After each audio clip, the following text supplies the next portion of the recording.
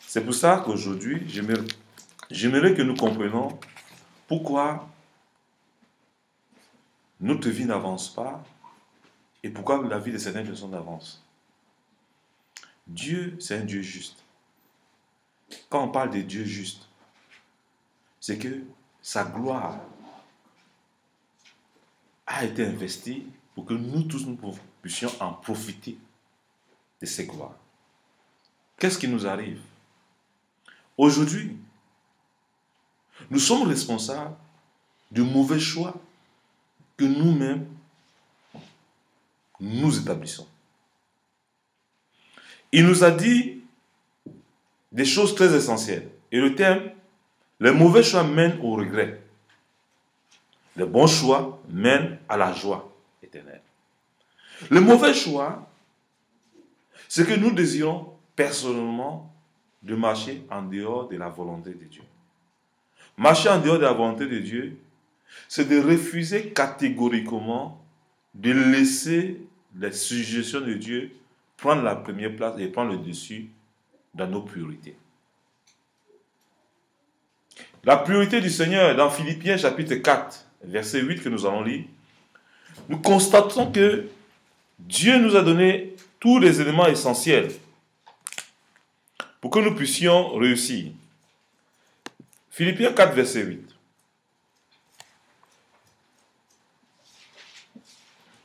Alléluia. Nous y sommes. Nous pouvons lire la parole, servant de Dieu. Je lis au nom du Seigneur. Au reste, frère,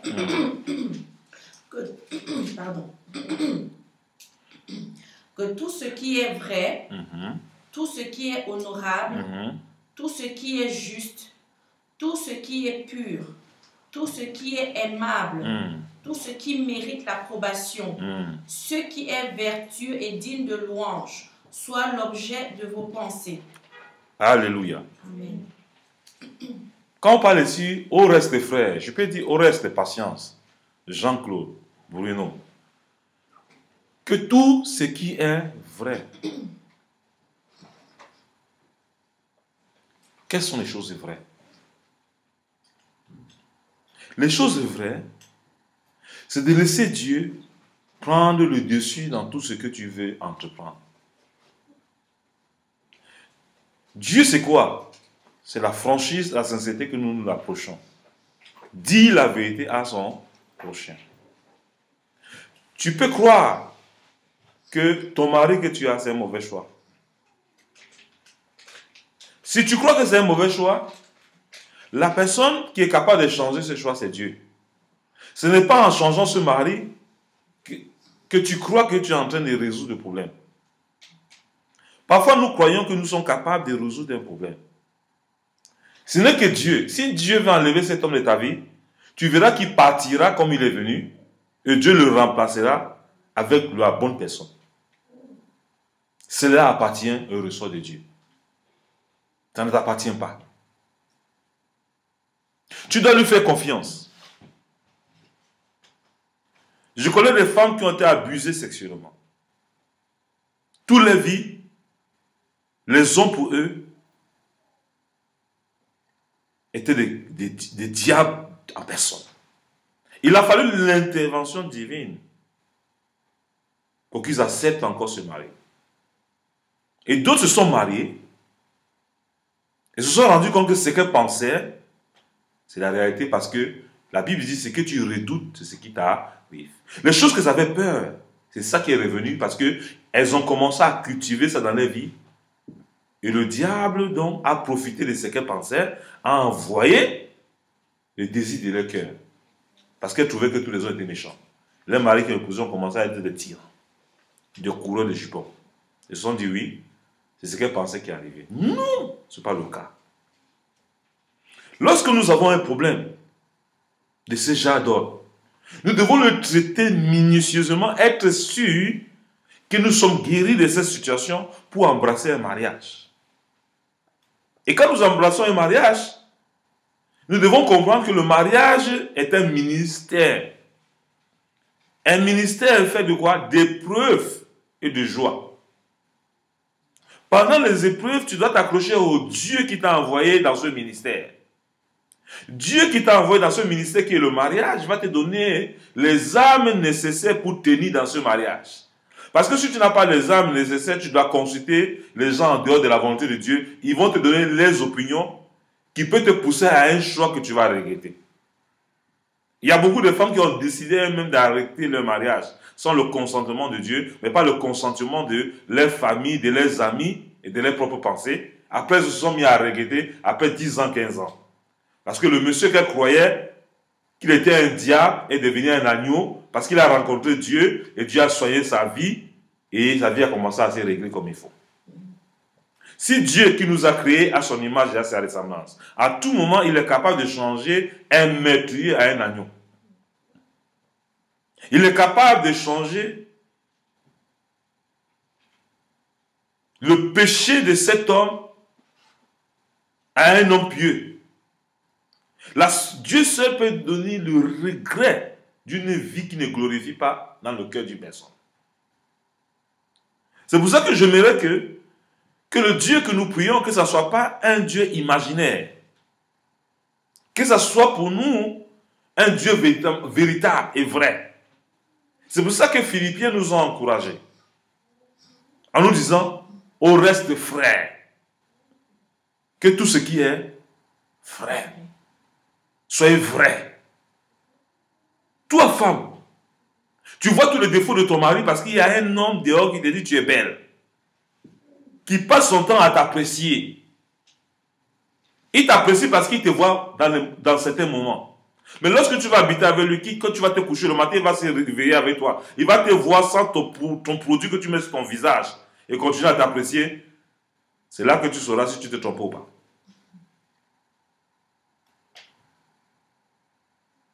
Les gens dehors, il y a les agents du diable. Ils sont là, armés, pour détruire ton avenir. Mais tu dois prêter attention, femme. Je te parle à toi, femme, ce matin. Dieu seul est capable de changer ta situation en gloire. Ta confusion en bénédiction. Dieu que nous prions, il voudrait que nous ayons la patience et la persévérance. Mais que nous soyons déterminés. Et surtout avoir la passion du Christ en nous. Nos mauvais choix, au lieu d'être à la présence de Dieu, nous on préfère être en boîte de nuit. Et on se fatigue, on ne trouve pas qu'on se fatigue, on trouve qu'on s'est amusé. Même si on rentre à 5 heures du matin, c'était bien. Mais quand il y a une veillée de prière, non, on trouve toutes les excuses pour ne pas travailler de prière. Parce que le diable sait la bénédiction qui peut se trouver dans une veillée de prière que de passer son temps hors de la présence de Dieu. L'investissement que nous donnons à Dieu, Dieu nous retourne cela au centuple. L'investissement que nous donnons au diable, le diable nous retourne ça au centuple. De la même façon qu'on s'investit au diable, le diable va amener notre vie de pleine de confusion.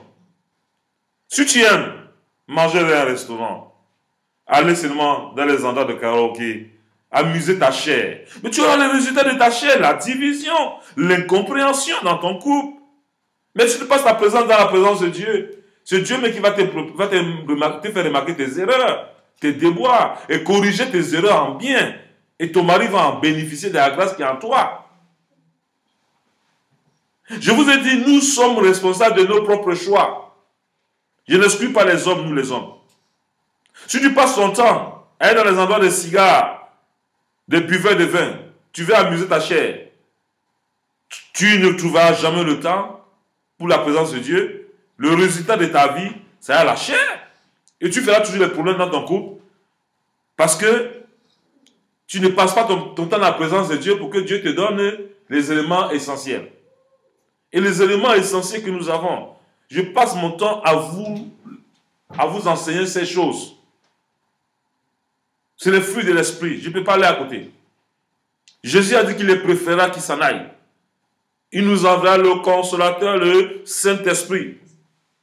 C'est le Saint-Esprit en nous qui produit des miracles. C'est le Saint-Esprit en nous qui produit des bonnes choses. Sans le Saint-Esprit en toi, il est impossible de faire des bonnes choses. C'est pour ça que nous, les croyants, nous avons besoin du Saint-Esprit en nous. Les disciples restaient dans la chambre haute parce qu'ils attendaient l'infusion du Saint-Esprit pour les équiper. L'équipement du Saint-Esprit est évident. Et l'évidence de l'équipement du Saint-Esprit, c'est les fruits qui en découlent. Quand le Saint-Esprit est pleinement en toi, tu es patient. Quand le Saint-Esprit est pleinement en toi, tu as l'amour. Un amour véritable. Pas un amour qui voit les défauts, qui juge tout le monde sur le bout du chemin. Mais un amour qui croit que Dieu est capable de changer les ténèbres en lumière. Parce que je suis convaincu, un endroit où il y a les ténèbres, s'il y a une torche, on éclaire une torche là-bas, les ténèbres s'enfuient. De la même façon que la présence de Dieu est dans ta vie, elle influence la vie de ta femme, elle va influencer la vie de ton mari. Et je vous dis, l'onction attire. Si ton mari ou ta femme est dans les ténèbres, tant que l'onction dans ta vie, elle va fuir. Elle va fuir parce qu'elle ne veut pas que la lumière qui est en toi change sa vie. Et ne discute pas avec ton conjoint. Quand tu vois que ton conjoint fait des choses, ne discute même pas. Regarde à Dieu. Quand Dieu verra que ce conjoint n'est pas bien pour toi, il va t'enlever ce conjoint sur ton chemin. Ne regrette pas. Ne cherche pas toi-même à régler les situations. Je vois des gens qui mènent les combats au nom de Jésus. Oui, c'est bien de prier, mais il faut garder ton silence devant le Seigneur. Le Seigneur combattra pour toi. Et le Dieu que nous prions, c'est un Dieu véritable, il combat. Et je dis qu'il combat parce qu'il y a les témoignages. Tu veux que Dieu change ta situation dans ton foyer, fais-lui confiance. Si ton mari est satanique, il ne veut pas changer, sache que la protection de Dieu sur ta vie, le monde satanique ne t'atteindra pas. Parce que Jésus est ton avocat. Quand on parle que tu as un avocat, ça veut dire qu'il défend tes droits. Il défend ta protection. Il défend toutes choses. Tu lui fais confiance, le diable ne t'atteindra jamais au travers de ton mari. Si tu ouvres une porte, c'est là que le diable va t'atteindre. Ouvrir une porte veut dire quoi? Quand il te change les paroles, que tu le changes les paroles, tu ouvres les portes et tu es dans la chair. Garde le silence et Dieu combattra dans ton silence. Peuple de Dieu, le changement radical que nous avons besoin, c'est de garder notre confiance en Dieu. Essayez avec Dieu. Dans le plan financier que je vous parle toujours, vous voulez avoir la protection de Dieu, donnez votre dîme. Dieu protège vos finances. Vous voulez montrer à Dieu que vous encouragez son œuvre pour qu'elle avance, faites des offrandes. Vous savez, vous sentez que votre vie ne porte pas du fruit, acceptez être même balayeur des rues. Dieu peut changer votre statut de balayeur en PDG. Ne minimisez pas les petits commencements. Les petits commencements de votre vie pour vous prendre en charge. Même s'il faut aller repasser chez les gens pour qu'on vous donne un sein, allez repasser. Ne passez pas votre temps à être des mendiants en croyant que les gens sont obligés de vous aider. Les gens ne sont pas obligés de vous aider, mais ce Dieu est obligé de t'aider quand tu marches dans l'obéissance. Donc quand tu marches dans une attitude que tu crois que c'est des gens qui sont obligés de t'aider pour changer, tu es dans l'erreur. La seule personne qui peut changer ton histoire et changer ton image, c'est Dieu. Tu dois toujours t'accrocher sur le Seigneur pour que Dieu te donne une idée, une sagesse, de savoir, pour que tu saches quoi faire de ta vie, de tes 10 doigts. Les capacités que nous avons, on appelle ça les talents. Tu dois mettre tes talents en évidence. Peut-être tu sais préparer. Va aider dans un restaurant. Dis que tu sais faire la cuisine. On te teste, on va te prendre. Tu vas travailler, peut-être Dieu va vouloir que tu passes par là pendant 1 an pour te donner les instructions sur quelque chose. Ne te limite pas. Tu as les papiers, tu n'as pas les papiers, ne te considère pas comme le moindre. Joseph, que je dis dans ce ministère et que je parle à la maison des vainqueurs, est allé en Égypte en tant qu'esclave. La Bible nous dit, Joseph a été vendu à un marchand égyptien. Il est arrivé en Égypte en tant qu'esclave avec les chaînes sur le bras et sur les pieds. Joseph n'a pas regardé à ses chaînes. Il n'a pas regardé à son attitude d'esclave. Mais il a continué à regarder à Dieu, à l'Éternel des armées, qui a fait le ciel et la terre. Il a fait confiance en ce Dieu. Il est arrivé en Égypte. Je parie que Joseph n'a jamais fait ce qu'on appelle la construction.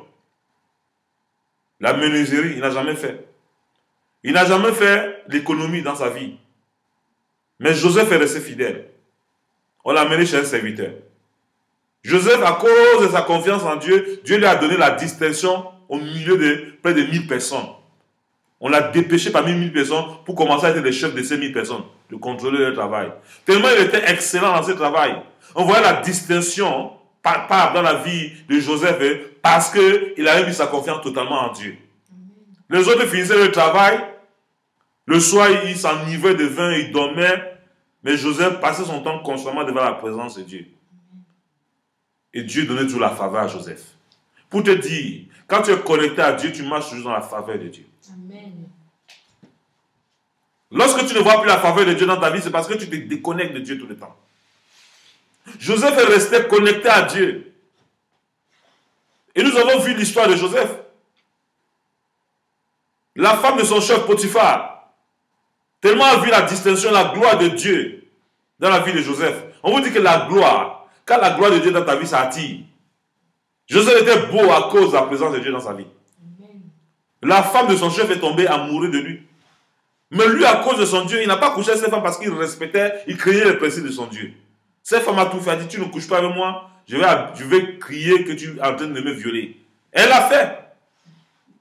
Joseph ne s'est pas défendu pour dire non, un man. Non, il ne s'est pas défendu. Il a laissé Dieu faire. Joseph s'est retrouvé en prison. Je suis convaincu ici. Si quelqu'un ment sur toi, si tu es capable de dire, toi-même tu mens, tu dis que tu es chrétien, tu mens. Qui es-tu, tu juges quelqu'un? On est champion ici pour dire, oui, tu dis que tu es un serviteur de Dieu. Quel serviteur de Dieu? Dieu t'a établi gendarme. Nous devons nous repentir de nos propos, de nos paroles, de nos jugements que nous affichons dans la vie des gens parce que nous croyons que c'est la vérité. Joseph est resté serein devant Dieu. Joseph s'est retrouvé en prison.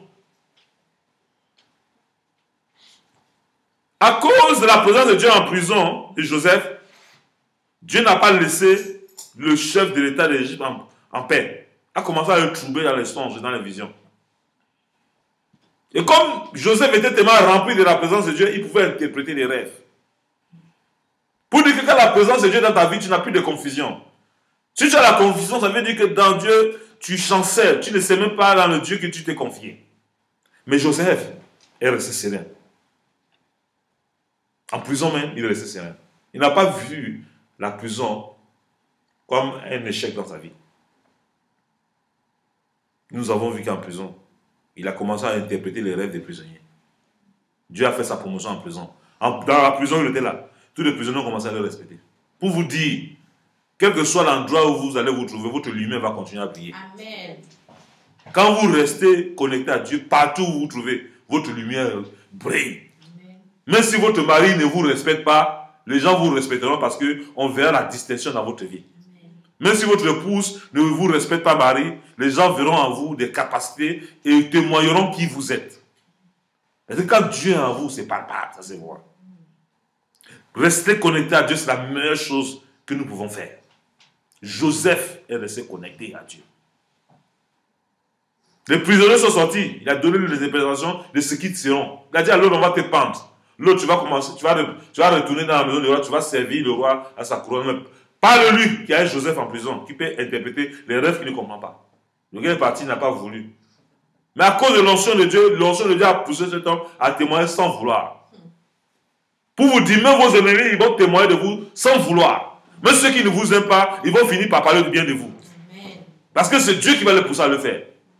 Même ton ennemi, quand il va se mettre à terre, parler de toi, il va dire, mais après toi on parle, mais la personne, il est vrai.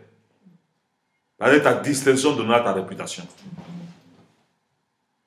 Alléluia. Amen. Joseph a commencé donc à interpréter les rêves du roi. Le roi a vu que tout ce qu'il interprète était tellement courant dans sa vie. Et le roi lui a donné quoi? Sa couronne. Tout ce qui distinguait Joseph et du roi, c'est que Joseph n'avait pas le droit de toucher sa femme. C'était tout. Ça veut dire que l'Égypte, c'est Joseph qui est devenu président. De la prison à la présidence. Amen. Nous avons vu le témoignage palpable, Nelson Mandela, de la prison à la présidence. Amen. Si Dieu a fait dans la vie de ces personnes, il peut faire dans ta vie. Amen. Ne minimise pas qui tu es. Garde les valeurs. Il y a des valeurs qui parlent à notre faveur. Battez-vous, mais gardez vos yeux connectés sur Dieu. Ne promenez pas les regards inquiets. Il est capable de faire ce que vous êtes incapable d'établir dans votre vie. C'est pour ça que Joseph a gardé son cœur pur. Ses propres frères qui l'ont vendu en esclave. Joseph n'a pas pris ça comme une fatalité. Il s'est dit, sûrement Dieu a permis qu'on le vende comme un esclave pour sauver son peuple pendant la famine. Qui de vous peut accepter que les souffrances que vous traversez dans votre couple, c'est pour aider d'autres personnes qui vont passer par là? Tellement on est égoïste, on pense à nous-mêmes. Quand on a un problème, il faut que le monde entier sache nos problèmes. Il faut qu'on se livre dans la chair, dans quoi on appelle en Europe ici quoi, le siège des gens qui détruisent le foyer quoi, maison des femmes battues. Vous partez là-bas, oui, vous sortez des gros vocabulaires, les gros sas, vous vous dites que vous êtes en train de vous défendre, vous vous enfoncez. Accrochez-vous à Dieu. Dieu est capable de changer votre histoire dans quel que soit le continent où vous vous trouvez. D'autres personnes vont sortir ici, vont dire oui, lui parle parce qu'il est africain, il ne sait pas la réalité de l'Europe. On vous a dit qu'il y a une Bible en Europe, il y a une Bible en Afrique, qui est différent. Non, les chrétiens d'Afrique, les pasteurs d'Afrique sont différents. On n'est pas différents, c'est vous-même qui choisissez de changer votre attitude. Dieu reste fidèle. Amen. Dieu peut rester fidèle. Même s'il y a un fidèle ici, je veux continuer à prêcher. Amen. Si vous ne dites même pas Amen, moi je dis Amen. Amen. Oui, oui. Mais oui, j'ai choisi, mon fils, être vrai avec Dieu. Même si les gens ne disent pas Amen, je dis Amen dans ma vie. Et vous allez voir l'accomplissement. Moi, j'ai décidé que le diable ne peut pas régner dans ma vie. La division ne peut pas venir de moi. Au nom de Jésus. L'échec ne peut pas venir de moi au nom de Jésus. Je refuse que le diable passe par moi. Si vous acceptez que le diable passe par vous, c'est votre problème. Alléluia. Amen. Donc, si nous passons notre temps à laisser le diable triompher dans notre vie, nous aurons le résultat de triomphe là. Donc, à partir de maintenant, vous devez comprendre que Dieu, il veut changer ton histoire. Alors, quand nous regardons correctement dans le verset 8, que tout ce qui est vrai, tout ce qui est honorable, tout ce qui est juste. Nous avons vu qu'en Joseph, il y avait tout ça. Ça veut dire que Joseph portait les fruits de l'esprit. Tout ce qui est pur, Joseph avait ça. Il a refusé de coucher avec la femme de Potiphar. Tout ce qui est aimable, il aimait les gens. Tout ce qui mérite l'approbation, tellement toutes ces choses étaient en lui, ce qui est vertueux et digne de louange, soit l'objet de vos pensées. Joseph pensait toujours au bien des gens. C'est pour ça qu'il pouvait penser même au bien de ses frères qui l'ont vendu en esclave. Quand ces gens-là, ses frères sont venus pour chercher à manger parce qu'il y avait la famine dans le monde, en Égypte, Joseph les a reconnus. Joseph a demandé aux soldats d'arrêter ses frères. Pourquoi? Parce qu'ils voulaient manger avec eux. Ils ont eu peur qu'on les arrête. Quand ils sont assis pour manger, quand Joseph s'est révélé à eux, que c'est votre frère, tous ont commencé à avoir peur. Alors je vais vous dire une chose, tout ce que vous fabriquez dans l'obscurité, la peur va commencer à vous envahir quand vous allez voir que tout ce que vous avez comploté contre la personne ne va jamais l'atteindre parce que son Dieu sera toujours son protecteur, il va mettre la confusion dans votre camp. Si Dieu l'a fait avec Joseph, il peut faire avec toi aussi. Amen. Alléluia. Amen. Alléluia. Amen. Donc décide de ta vie, dis après moi aussi, tout ce qui est vrai, Tout ce qui est vrai, tout ce qui est honorable, tout ce qui est honorable, tout ce qui est juste, tout ce qui est juste, tout ce qui est pur, tout ce qui est pur, tout ce qui est aimable, tout ce qui est aimable, tout ce qui mérite l'approbation, tout ce qui mérite l'approbation, qui est vertueux et digne de louange, et digne de louange, est l'objet de ma pensée. est l'objet de ma pensée. Bon, vous devez décider que cela soit l'objet de votre pensée. Mais quand vous ne comprenez pas les gens, amenez Dieu à vous comprendre vous-même et à comprendre ce que les autres sont en train de faire. Ne jugez pas, pardon. Sortez dans le camp des gens qui jugent. Ça va que vous enfoncez, vous détruisez. Alléluia. Alléluia. Amen. Faites confiance en Dieu. Moi, votre papa, je fais confiance en Dieu. Quand on dit faire confiance en Dieu, c'est total. Une confiance totale. Elle n'est pas à moitié. Et Dieu va agir. Dieu est capable de changer ta situation, quelle que soit la situation que tu traverses. Ton mari t'appelle sorcière, vampire, tout ce qu'il peut appeler. Reste tranquille. Dieu combattra pour toi. Si ce n'est pas ton mari, Dieu va l'enlever, va te donner le mari véritable. Amen. Ne regrette pas ton passé. Même si tu as laissé 5 enfants, Dieu va t'envoyer quelqu'un qui va t'aimer avec les 5 enfants. Amen. Si tu as confiance en Dieu, Dieu est capable de t'amener un père.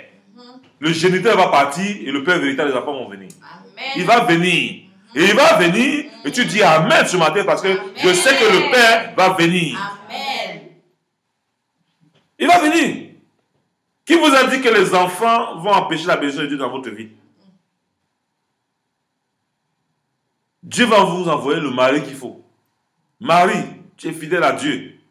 Ta femme te voit diable, te diabolise. Laisse-la partir. Il va t'envoyer la femme qu'il faut. Et tu vas te réjouir de cette femme. Amen. Parce qu'elle aura les ingrédients de Dieu dans sa vie.